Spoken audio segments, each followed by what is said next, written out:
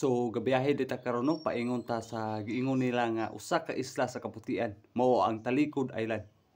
So karon mao na ni atong makita og sugaton din ta sa kabugnaw sa hangin og kanindot sa atong makita diri.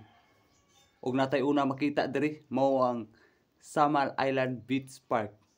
Located ni siya sa Barangay Kaputian. Diri nato makita dayon ang kalimpyo, kabugnaw sa hangin. Og diri nato makita nag-preserve gihapon nila ang kinaiyahan na minugna sa Ginoo. Makita nato na yung mga poles din na stuck katinaw ug kalimpyo.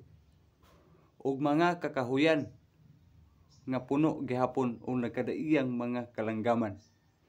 So karon ato kining sutaon ning maong lugara. Diri nato makita ang kanindot sa Samal Island. Usa ni siya ka tourist spot diri.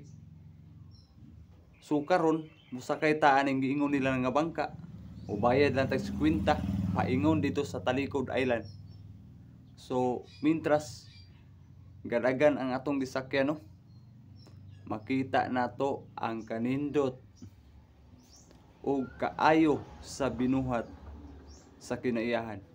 So karon gabiyahe ta nga peaceful ang dagan sa atong gisakyan. Linaw ang palibot, linaw ang dagat. Ug karon mao na ni ang atong katuyuan na moabot ta ani nga lugara. First time na ko ni niabot diri. Pero ang atong katuyuan diri is mamalit ratag kopras. Pero pagkakita nako ani mga talan-awon diri, makaingon jud ko hasta kanindot. Diri nato makita ang disiplina sa mga katawhan na nagpuyo diri. So karon mao din na atong driver sa atong gisakyan nga bangka. Ug karon abi na ko perting mingawan ni lugar ha. Makita nato diha ang mga katawhan sa Talikod Island nga musugat sa tuwa pag-abot. Og di pa gyud malikayan ug wala kay sakyanan diri, makaarkila pa ka og sakyanan. So karon mao na ni atong katuyuan diri is mopalit ra jud ta og kopras. So karon ato pa ni itabok og Davao ron para ibaligya.